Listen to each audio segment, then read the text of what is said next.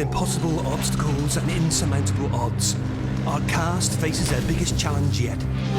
To see if they can remember their character's storyline from the last 6 films.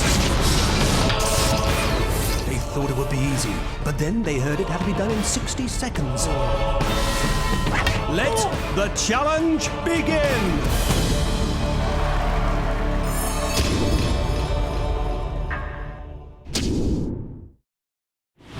They started out pretty small part, kind of jokesters. Fred and George were really just messing around with their mum's head. I'm only joking. I am Fred. The second film was much the same, and they played a lot of Quidditch and had a good time with it, I think. And we also saw them at home with the Weasley family.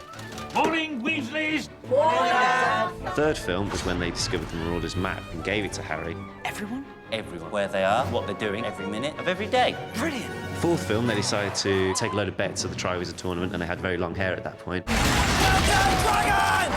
And also Harry gave them the money from the Triwizard Tournament, which he didn't want in the time, which they put into money which goes into the fifth film, where they decided to develop all these sweets and try them out on different kids. Care for another? They get more rebellious and decide to leave school because they'd had enough of Umbridge rule.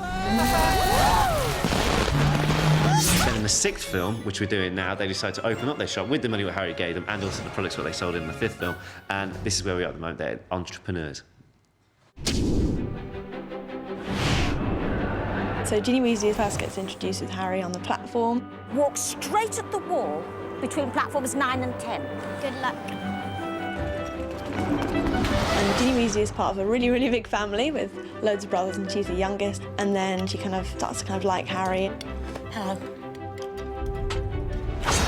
That dies down, and then she gets taken over by Lord Voldemort in the Chamber of Secrets. Oh, Ginny, please don't be dead. Wake up.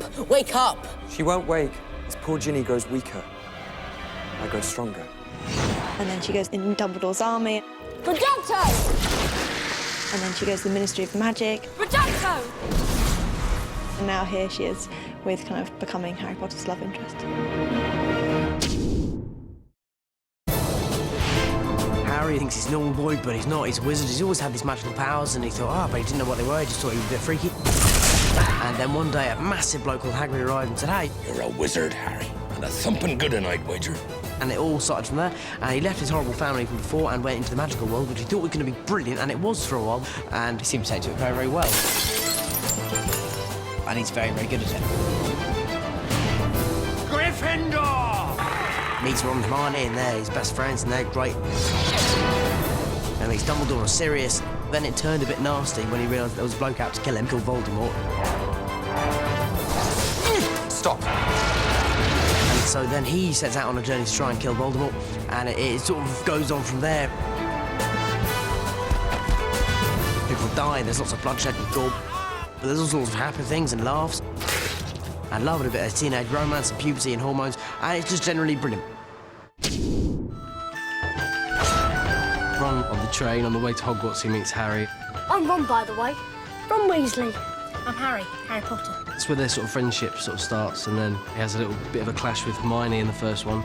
Second film, he rescues Harry from his house at Dursley's in the flying car. That film, they sort of become closer friends. It's not much. I think it's brilliant. It has Basilisk at the end. And then the third film, Scabbers find out that he is a bad person. The fourth one, Ron, he's a little bit confused with sort of the way he feels about Hermione. It's one thing for a bloke to show up, you know. For a girl, it's just sad. I won't be going alone because, believe it or not, someone's asked me. And he goes to the Yule Ball with Padma. The fifth one is sort of all about Dumbledore's army, and they all sort of have this big battle at the end. And this one, Ron's sort of a bit cocky. He's got a girlfriend. He's on the Quidditch team, and yeah, that's it. Did it? Yeah. We start with Draco. He's a very evil and jealous child of Harry and all the limelight he's getting. Saint Potter. And people actually think that he's the heir of Slytherin? He just gets more jealous as the years go on and slightly more childish. Dementor!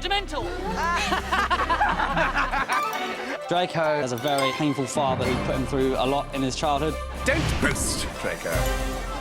There's no need with these people.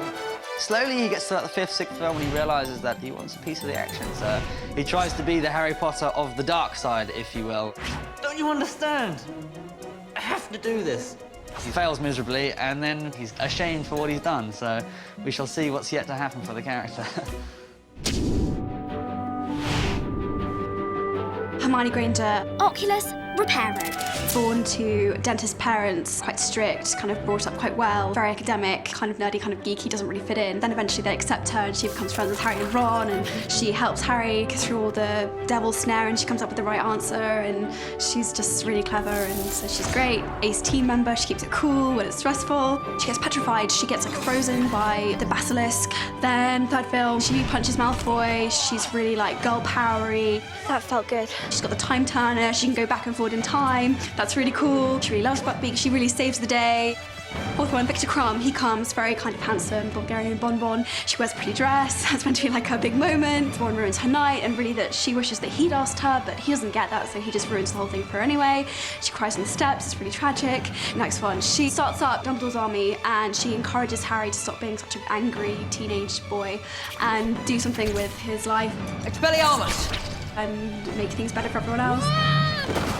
This one, she really is starting to like Ron at this point and thinks that something's gonna happen with them, and he breaks her heart by going and snogging this really annoying, giggly, stupid girl who likes pink called Lavender. She's pretending that she doesn't care when she really does, and that's really bad, and that's about it. Is that okay?